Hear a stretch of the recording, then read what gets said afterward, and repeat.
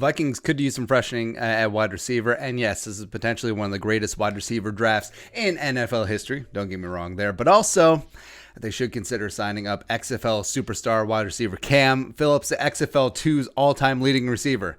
And will be for history. So there you go. I get it. The question is, if he's so good, why is he signed anywhere? XFL players sign all over the place now. Well, A, Rona. But B, more likely, it's twofold. So number one, teams are waiting for the draft. They want to see where this class of wide receivers go. And if they don't get the guy that they want, maybe then they'll turn to Phillips or vice versa. Number two, Phillips is likely waiting to see where all these wide receivers go, right? So since he is a free agent, he does have the freedom to pick and choose where he wants to go. So he checks out the team, checking out the quarterback, checking out the coaching, checking out the competition. It really is in his best interest to just sort of wait and see what happens. Also, money's probably not going to be the big crux of it. Like, I didn't see him getting a big deal in the first place. So it's probably going to be a minimal deal either way, maybe with some nice incentives there. So you just sort of wait and buying his time and going to pick his spot. So I think that's actually pretty smart on his part. So background. 6 foot, 200-pound wide receiver, former 3-star recruit, Virginia Tech class of 2014, coming out of Powerhouse DeMatha High School in the Maryland area. Really big basketball academy. If you remember, Victor Oladipo, Markelle Fultz came from there, as well as, they're no slouch in football either. Brian Westbrook, Cameron Wake, as well as, Chase Young. Perhaps you've heard of him. They all went there as well. Was an immediate contributor for the Hokies. 40 catches, 498 yards, and 3 touchdowns as a freshman. Compiled together 4 solid years in Blacksburg, culminating with 71 catches, 964 yards, 7 touchdowns as a senior. First team All-ACC in 2017. Was also MVP of the Belk Bowl. I'm sure they had some great tweets about him. Had 6 catches, 115 yards receiving in that game as well.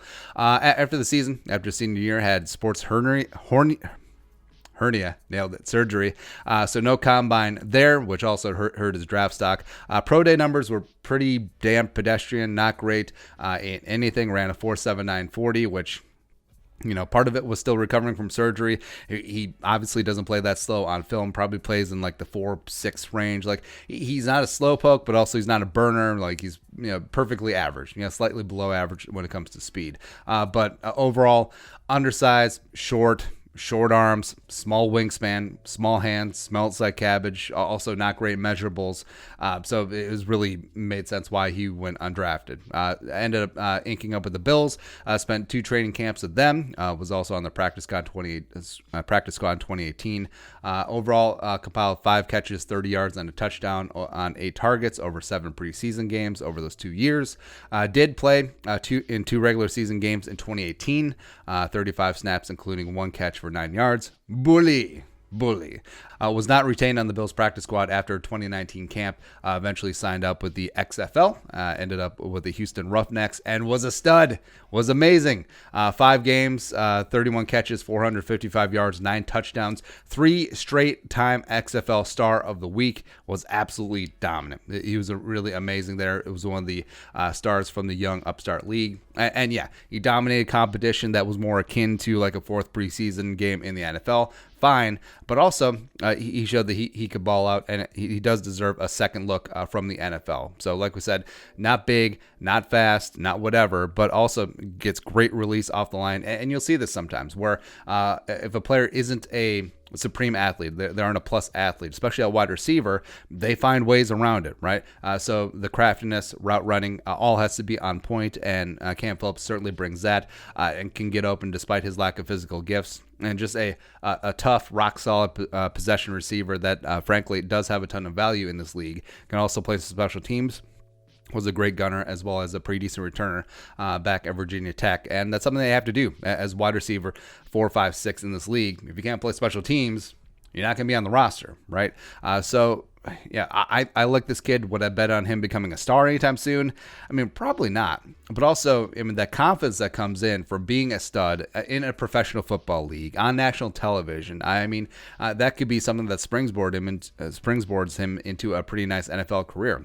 Could he eventually be a wide receiver 3-4 on a team, play a little bit of special teams? Could he have himself a nice little Jericho Cotchery type career? Absolutely. I think absolutely he could. So after the draft, again, go heavy on wide receiver. It's a great wide receiver class for the Vikes. And then, bring in a guy like Cam Phillips to compete. I mean, that's what this is all about, right? I mean, what is so wrong about bringing in talented dudes on minimal contracts to try and compete for making this 53 and eventually 55-man roster?